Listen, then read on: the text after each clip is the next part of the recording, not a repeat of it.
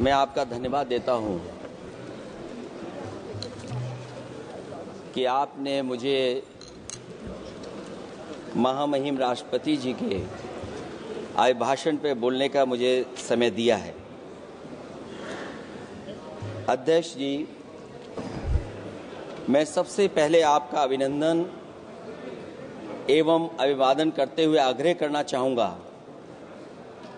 कि मुझे बोलने के लिए जो समय दिया है, मैं उसमें से 2 मिनट का समय महाकुंभ हादसे का शिकार लोगों की आत्मा की शांति के लिए खड़े होकर के मौन रखना चाहूँगा।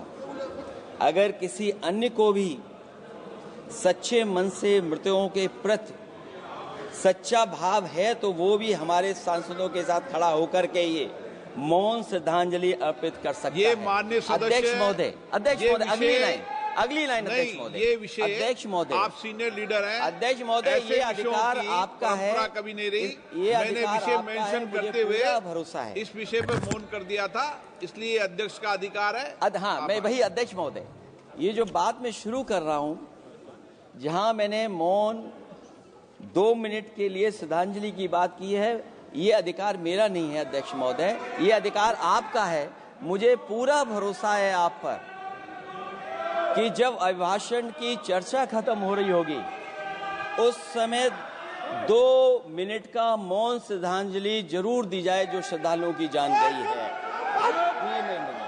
नहीं अध्यक्ष महोदय, नहीं अभी 1 मिनट आप लोग कुछ मत बोलो। नहीं कुछ नहीं। अध्यक्ष महोदय, अभी तो अध्यक्ष महोदय मैंने बात शुरू नहीं की है, और जिन लोगों को तकलीफ है और जिनको दुख होना चाहिए उनके बारे में मैं, हालांकि वो बाद में कहना चाहता था महाकुंभ के बारे में, लेकिन अध्यक्ष महोदय क्योंकि बहुत सारे माननीय सदस्य ये सुन नहीं सकते हैं, इसलिए मैं बात वहीं से शुरू करता हूं। आप देश के परम अभिभावक होने के नाते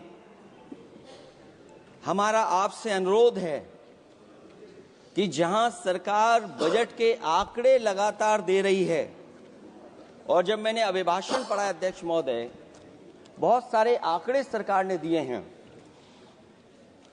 आंकड़े देने से पहले महाकुंभ में मरने वालों के आंकड़े भी दे दें।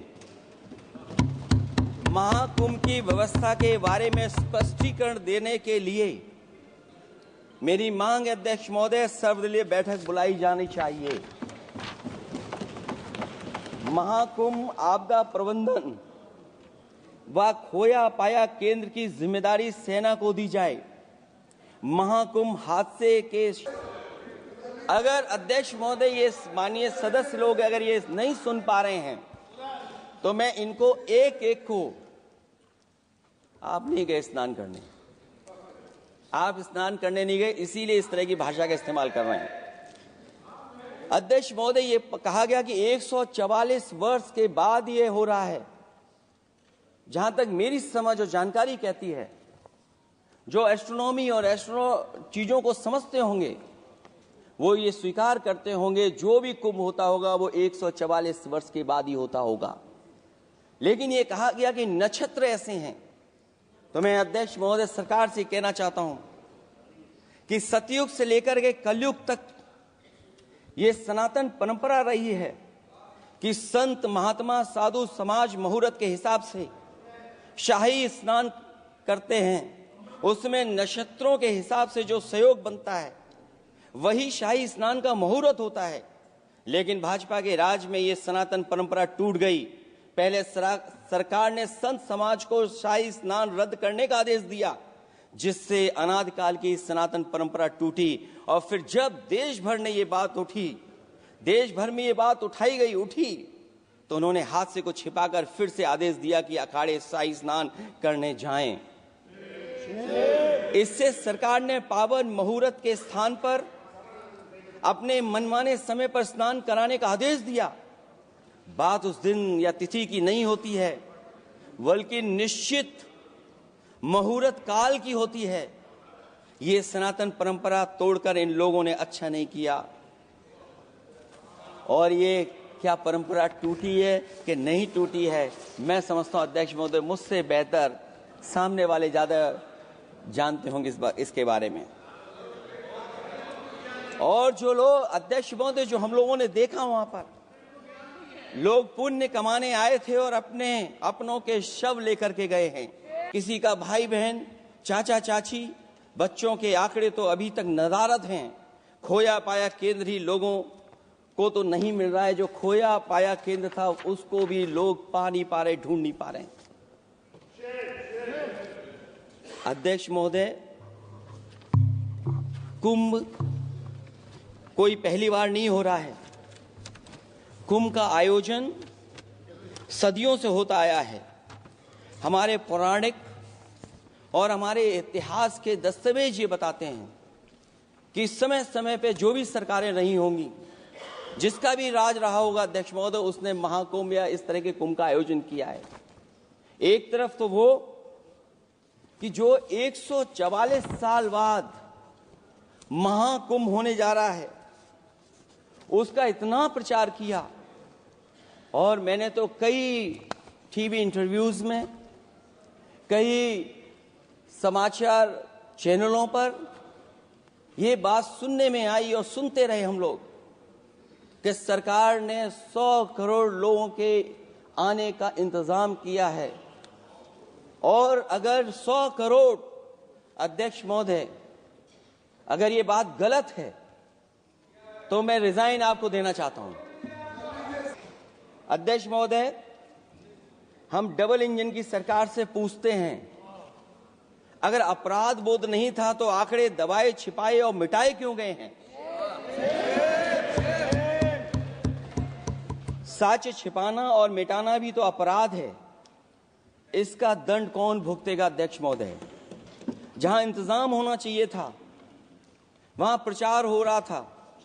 एक धार्मिक समागम में डबल इंजन का राजनीतिक प्रचार अशोभनीय है, निंदनीय है। इतने बड़े हादसे के बाद कम से कम अब तो वो होर्डिंग उतरवा देना चाहिए। अध्यक्ष महोदय, महाकुंभ की जो तैयारी हुई, जो हम लोगों ने जाना वहां पर, महाकुंभ न केवल 144 साल के लिए ये कहा गया, बल्कि ये भी कहा गया कि पहली बार धरती पर इस तरह का डिजिटल और जो आधुनिक चीजें हैं, टेक्नोलॉजी, उसका इस्तेमाल कर करके महाकुंभ होने जा रहा है। सीसीटीवी, ड्रोन, लाइव स्ट्रीमिंग के आधार पर जिनका दावा था कि वो डिजिटल कुंभ करा रहे हैं, वो मृतकों की डिजिट नहीं दे पा रहे हैं। एक तरफ तो जो लोग डिजिटल डिजिटल डिजिटल अध्यक्ष महोदय कहने को थकते नहीं हैं, लेकिन जब कुंभ में इतना बड़ा हादसा हो गया है तो यही सरकार डिजिट नहीं दे पा रही है।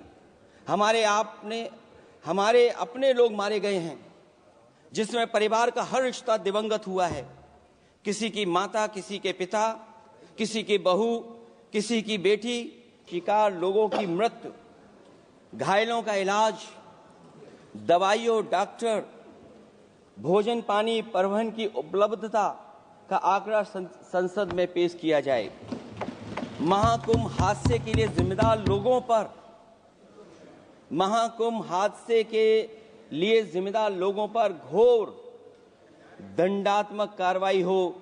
जिन्होंने सच छिपाया है उनको दंडित किया जाए।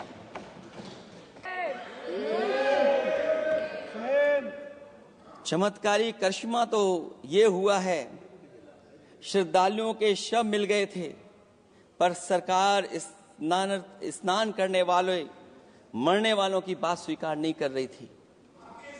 और इससे ऊपर ये बात जो वहां पर और हुई, अध्यक्ष महोदय, जब ये जानकारी हो गई कि कुछ लोगों की जान चली गई, लाशें हैं जो मोर्चरी में पड़ी हैं, अस्पताल में पड़ी हैं, उसके बाद सोचिए सरकार क्या कर रही है। अपने सरकारी हेलीकॉप्टर में फूड भर करके फूलों को डालने का काम किया। सोचिए, ये हमारी कहां की सनातनी परंपरा है। मैं जानना चाहूंगा सदन के माध्यम से हमारे माननीय सदस्य बताएं कि जहां लाशें पड़ी रही हों न जाने कितनी चप्पलें पड़ी थीं, न जाने कितनी चप्पलें पड़ी थीं, न जाने कितने कपड़े पड़े थे, महिलाओं की साड़ियां थी, कपड़े थे, लेकिन उनको कैसे उठाया गया? उन सबको उठाया गया जेसीबी मशीन से, ट्रैक्टर की ट्रॉली से। उनसे उठा करके कहां फेंका कोई नहीं जानता, लेकिन जब उनको लगा कि वहां से बदबू आ रही है तो यही सरकार के लोग छिपाने लगे हैं। यही आपका महाकुंभ का आयोजन था, और हर बात को छिपाने के लिए न